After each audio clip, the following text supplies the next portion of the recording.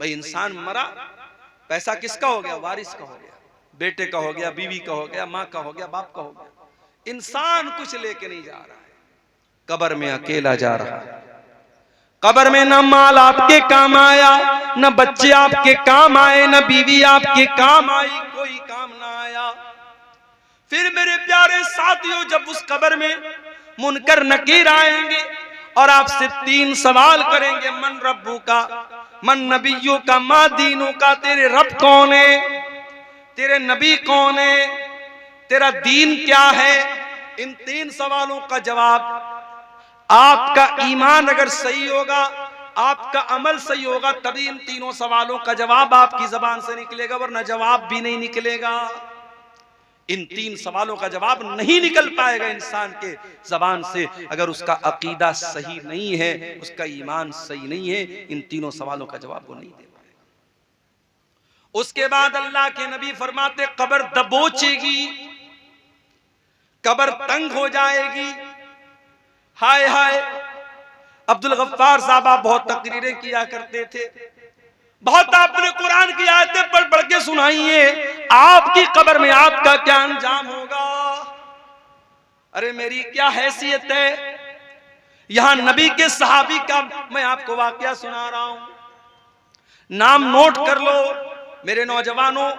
अगर फेसबुक पर कभी फालतू चीजें देखने से टाइम मिल जाए तो कभी यूट्यूब पर जा करके इस सहाबी के बारे में भी सर्च कर लेना, ये सहाबी कौन थे? साद बिन मुआज रजी अल्लाह ताला। इतने बड़े सहाबी थे, इतने अजीम सहाबी थे। जब उनका इंतकाल हुआ, उनके जनाजे को जब उठाया जाने लगा, उनका बदन बहुत हैवी था, उनकी बॉडी बहुत हैवी थी। जब जनाजे को उठाया जाने लगा, जनाजा बड़ा हल्का था। साहबा ने कहा, अल्लाह के नबी, इनका जनाजा तो भारी होना चाहिए, इनका जनाजा इतना हल्का क्यों है? आपने फरमाया, इन्न लहू हमलतन गैरुकुम, ऐ मेरे सहाबा, साद इब्ने मुआज के जनाजे को तुमने अकेले नहीं उठाया है, फरिश्तों ने भी उठाया है। इनके जनाजे में 70,000 फरिश्ते आए थे। 70,000, मैं सही हदीस सुना रहा हूं अल्हम्दुलिल्लाह। ऐसा नहीं कि मैं सीमांचल में बैठा हूं तो कुछ भी बयान करके चला, सही हदीस आपके सामने पढ़ के सुना रहा हूं।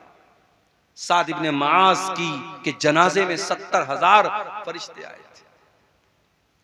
इनका इंतकाल हुआ तो अल्लाह के नबी ने फरमाया, हाज़ल्लज़ी तहर्रक लहुल अर्श, इनके इंतकाल पर अल्लाह ताला का अर्श हिल गया। फुतिहत लहू अब्वाबुस समा, इनके मरने पर आसमान के सारे दरवाजे खोल दिए गए। आसमान वाले खुश हो गए, बहुत नेक इंसान की रूह आ रही है, बहुत नेक इंसान मरने के बाद आ रहा है। और 70,000 लोग इनके जनाजे में शामिल, 70,000 फरिश्ते इनके जनाजे में शामिल हुए थे। इतने बड़े सहाबी हैं हजरत साद बिन मुआज रजी अल्लाह ताला। अब जरा गौर से सुनना जो बात मैं बताने जा रहा हूं। साद इब्ने मुआज का इंतकाल हो गया, जनाजे को कब्र में उतारा जा रहा है। अल्लाह के प्यारे नबी वहीं कब्र पर खड़े हैं। अचानक जब इनको कब्र में उतारा गया, अल्लाह के नबी का चेहरा बदल गया। आपके चेहरे पर खौफ के असरात आ गए, डर और भय आपके चेहरे पर नजर आने लगा। आपने 3 मरतबा का सुभान अल्लाह, सुभान अल्लाह, सुभान अल्लाह।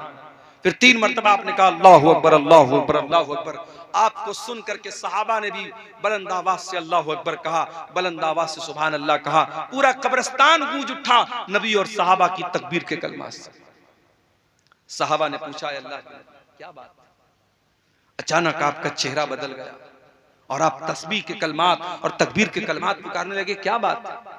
आपने फरमाया, तज़ायक़ अला साहिबुकुम हाज़ल क़ब्र, ऐ मेरे सहाबा, तुम्हारे इस साथी की कब्र इनके ऊपर तंग हो गई, कब्र ने इनको दबोच लिया, कब्र ने इनको पकड़ लिया। और मैंने अल्लाह से दुआ की, तब कब्र ने इनको छोड़ा। इन्ना लिल कब्रि ज़क़्ततन, ऐ मेरे सहाबा, कब्र सबको दबोचती है, कब्र सबको पकड़ती है। लौ नजा मिनहु अहदुन लनजा साद इब्न मुआज़, अगर कब्र के दबोचने से कोई बचता तो साद इब्न मुआज़ बच जाते, मगर वो भी नहीं बचे। इसका मतलब कब्र सबको दबोचेगी, कब्र सबको पकड़ेगी। कब्र का अजाब सबको नहीं होगा, मगर कब्र दबोचने का जो काम करेगी वो सबके साथ। मुझे भी दबोचेगी, आपको भी दबोचेगी। मालो दौलत की दौड़ में अंधाधुंध भागने वालों, दुनिया में जरा सी मुसीबत आ जाए तो उससे बचने के लाखों इंतजाम करते हो। कभी कब्र से, कब्र के अजाब से मेरे प्यारे साथी अपने आप को बचाने का भी इंतजाम करो। आज हालात ये हो चुके हैं, मालो दौलत की मोहब्बत इस कदर हमारे दिल में पैदा हो चुकी है कि हम हलाल और हराम भूल चुके हैं। और हमें नबी की वो हदीस याद आती है। क्या फरमाया अल्लाह के नबी ने, याती अलन्नासी ज़मानुन ला युबालिल मरउ मिन ऐन अखज़ल माल। एक ऐसा जमाना तुम पर आएगा जब लोग इस बात की परवाह नहीं करेंगे माल हलाल तरीके से कमा रहे या हराम तरीके से। हमारा नौजवान बिजनेस नहीं करना चाहता, हमारा नौजवान नौकरी नहीं करना चाहता, हमारा नौजवान मेहनत मजदूरी करना नहीं चाहता। वो चाहता है कि ड्रीम 11 पर जुआ खेल करके पैसा कमा ले, वो चाहता है कि आईपीएल में सट्टा लगा करके पैसा कमा ले, वो चाहता है कि ओजोन नाम की कोई कंपनी आ जाए, मेटा ओजोन नाम की कोई कंपनी आ जाए, क्रिप्टो करेंसी के नाम से कोई कंपनी आ जाए और बैठे बिठाए पैसा लगा करके बैठे बिठाए रातों रात अमीर बन जाए। मेरे नौजवानों, अपने आप को काहिल मत बनाओ, अपने दिमाग को और अपने जिस्म को मेहनत पर लगाओ। इसी मुल्क में रतन टाटा का भी इंतकाल हुआ। बहुत छोटी सी शुरुआत की थी रतन टाटा ने, और आज उनकी कंपनी का एक ब्रांड बन गया। सड़क पर मारुति की गाड़ी भी आती है, होंडा की गाड़ी भी आती है और टाटा की गाड़ी भी आती है। कभी आपने फर्क महसूस किया? टाटा की गाड़ी जब आती है, लोग कहते भाई साहब टाटा की कंपनी, टाटा की गाड़ी मजबूती में बेमिसाल होती है। मैं साउथ इंडिया में मैंने देखा कि लोग मारुति की गाड़ी नहीं खरीदते, फोर व्हीलर मारुति की बिल्कुल नहीं खरीदते। आंध्रा वगैरह में मैंने देखा। मुझसे लोगों ने कहा मौलाना कभी गाड़ी लेना टाटा की लेना, क्यों? बोले फैमिली के साथ आपको सफर करना है अगर हमेशा टाटा की गाड़ी लेना, क्योंकि टाटा की गाड़ी बहुत मजबूत होती है, बहुत परीक्षण होता है, बहुत जांच होती है, उसके बाद वो मार्केट में आती है। एक छोटी सी कंपनी खोली थी रतन टाटा ने, आज पूरे भारत का बड़ा ब्रांड बन गया। हम और आप भी ब्रांड बना सकते हैं मेरे साथी। हमारा भी कोई नौजवान अगर मेहनत और हिम्मत से काम ले, कल उसकी कंपनी का भी एक ब्रांड बन सकता है। और इस देश में हमने देखा मुकेश अंबानी, आज जिनके यहाँ शादी होती है तो करोड़ों खर्च करते हैं, उनके बेटे अनंत अंबानी की शादी होती है तो मीडिया में पूरा एक वावेला मच जाता है, साहब इतनी बड़ी शादी हो रही है। मुकेश अंबानी का बाप धीरू भाई अंबानी दुबई में लॉन्ड्री का काम करते हैं। लॉन्ड्री का मतलब समझते हैं? होटल में आप जब जाते हैं, होटल के कमरे में आपका कपड़ा अगर धुलने के लायक होता है तो होटल वाले आपसे वो कपड़ा ले लेते हैं, कुछ चार्ज आपको देना पड़ता है और वो कपड़ा धुला जाता है। उस कपड़े की धुलाई का काम करते थे कौन? मुकेश अंबानी के जो बाप थे, जिनका नाम था धीरू भाई अंबानी। और उनके बाप ने फिर रिलायंस की कंपनी खोली थी और उनके बाप ने ये सपना देखा था, अपने बच्चों से कहा था मैं चाहता हूं कि भारत में मोबाइल इतना सस्ता हो जाए कि पोस्ट कार्ड से भी सस्ता। उस जमाने में जब उन्होंने धीरू भाई अंबानी ने ये बात कही थी, मोबाइल बहुत कम था इंडिया में और मोबाइल पर जब कोई कॉल करता था तो कॉल करने का भी पैसा बहुत ज्यादा लगता था और कॉल रिसीव करने का भी बहुत ज्यादा पैसा लगता था। और उस जमाने में पोस्ट कार्ड आता था 4 आने का, 25 पैसे का। तो किसी ने सोचा नहीं था कि धीरू भाई अंबानी का ये सपना भी पूरा होगा, लेकिन आज हो गया। आज तो आप रिचार्ज करा लेते हैं और अनलिमिटेड कॉल करते हैं। मेरे प्यारे साथियों, कारोबार करो, बिजनेस करो, हलाल तरीके से पैसा कमाओ। बहुत रास्ते हैं, ये सूद का धंधा न करो, ये ब्याज का धंधा न करो, ये हराम के रास्ते न अपनाओ। मेरा रब कुरान में कहता है इन्नल्लज़ीना याकुलून रिबा ला यक़ूमून इल्ला कमा यक़ूमुल्लज़ी यतखब्बतहु शैतानु मिनल मस। जो लोग सूद और ब्याज खाते हैं वो कयामत के दिन इस तरीके से उठेंगे जैसे शैतान किसी को छू करके पागल कर दे। शैतान किसी को छू करके पागल कर दे। उस तरीके का हाल किसका हो जाएगा? ब्याज खोर का हो जाएगा। अब सुन लो, मौलाना इसहाक साहब ने कहा था मौलाना आप सूद पर थोड़ा खुल करके बोलिएगा। अब कितना खुल करके बोला जाए? सूद पर कितना खुल करके बोला जाए? ये सूद क्या है जरा इसको समझ लीजिए। मान लीजिए मैंने आपको 100 रुपया दिया, बहुत सिंपल तरीके से समझा रहा हूं ब्याज का मतलब आपको। मैंने आपको 100 रुपया दिया और 100 रुपया मैंने आपको उधार दिया, कर्ज के तौर पे दिया, और मैंने ये कंडीशन लगा दी कि आप मुझे वापस 110 रुपया देंगे। किसी को उधार देने के बाद उस उधार पर प्रॉफिट अगर कोई लेता है तो वही सूद और ब्याज।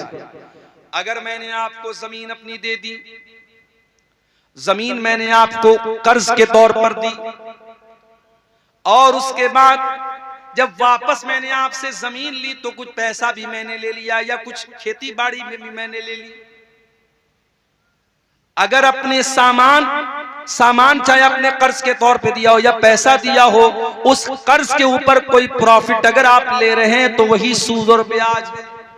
बिल्कुल क्लियर समझो। जैसे मुंबई वगैरह में एक शक्ल है, लोग मकान को क्या करते हैं? हैवी डिपॉजिट पर देते हैं।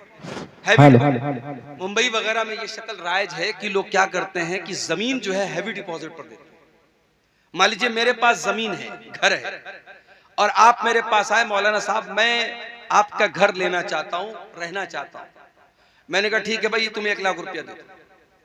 अब 1 लाख रुपया आपसे मैंने ले लिया और घर आपको मैंने दे दिया, आप रह रहे हैं मेरे घर में। जितने दिन तक आपकी मर्जी आप मेरे घर में रह रहे हैं, और जब आप वापस जाने लगेंगे तो मैं वो हैवी डिपॉजिट जो आपने मुझे दिया था 1 लाख रुपया, मैं आपको रिटर्न कर दूंगा। ये बिल्कुल हराम है, ये सूद की एक शक्ल है। बिल्कुल क्लियर इसको समझ लीजिए। चाहे खेती बाड़ी में आप ये काम करें, सामान में आप ये काम करें, जमीन में ये काम करें, अगर ये शक्ल है जिसमें कर्ज के ऊपर आप मुनाफा कमा रहे हैं तो ये ब्याज है। और ये कितना बड़ा गुनाह है। अल्लाह कुरान में कहता है फ़इल्लम तफ़अलू फ़अज़नू बिहर्बिम मिनल्लाहि व रसूलिही, अगर तुमने सूद ब्याज का लेन देन बंद नहीं किया तो अल्लाह और उसके रसूल से जंग करने के लिए तैयार हो जाओ। सूद और ब्याज का लेन देन अगर कोई बंद नहीं करता है तो समझ लो अल्लाह और उसके रसूल से जंग करता है। और हाकिम की सही रिवायत में अल्लाह के नबी ने फरमाया इन्ना लिर्रिबा सबउन व सित्तून बाबन, सूद के 70 से ज्यादा दरवाजे हैं। आई सरुहा अयन की हर रजुल उम्महू, जिसमें सबसे हल्का दर्जा यह है कि इंसान अपनी सगी माँ से शादी कर ले, अपनी सगी माँ से निकाह कर ले, अपनी सगी माँ से ज़िना कर ले।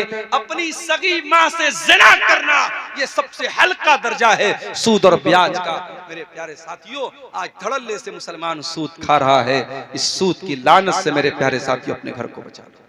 और याद रखो अल्लाह कुरान में क्या कहता है, यमहकुल्लाहु रिबा व युर्बिस सदकात, अल्लाह सूद को मिटाता है, अल्लाह सदका खैरात में इजाफा करता है। आपने सूद के जरिए ऐसा लगता है कि आप पैसा कमा रहे हैं, माफ कीजिए आप पैसा कमा नहीं रहे बल्कि आप पैसा डुबा रहे हैं। आप अपने पैसे की बरकत को मिटा रहे हैं, आप अपने घर का सुकून मिटा रहे हैं, आप अपनी दुआओं का असर मिटा रहे हैं। जिस घर में हराम कमाई आएगी उस घर की दुआ भी कबूल नहीं होगी। हजरत साद नबी वक्कास रज़ी अल्लाह तआला अन्हु मुस्तजाबुद दावात थे, जब भी दुआ करते थे उनकी दुआ कबूल होती थी। किसी ने पूछा ऐ साद नबी वक्कास क्या राज है आपके इस दुआ के कबूल होने का? उन्होंने कहा मा रफ़अतु लुक़मतन, मैंने जब भी खाने के लिए कोई लुक़मा उठाया है मुझे मालूम होता है वो लुक़मा कहां से आया है, हलाल तरीके से आया है या हराम तरीके से आया है। मुझे अपनी कमाई का हिसाब मालूम होता है, मुझे अपने लुक़मे का हिसाब मालूम होता है। ये वजह थी हजरत साद की दुआओं के कबूल होने की। मेरे प्यारे साथियों, आज हमारी दुआएं क्यों हमारे मुंह पर मारी जा रही हैं? क्यों आज हमारी मस्जिदें, हमारे मदरसे, हमारे जानो माल पर आज आफतें ही आफतें हैं और हम इतनी दुआएं कर रहे हैं और हमारी दुआएं कबूल नहीं हो रही हैं? कहीं ऐसा तो नहीं कि हमारी कमाइयों के हराम होने की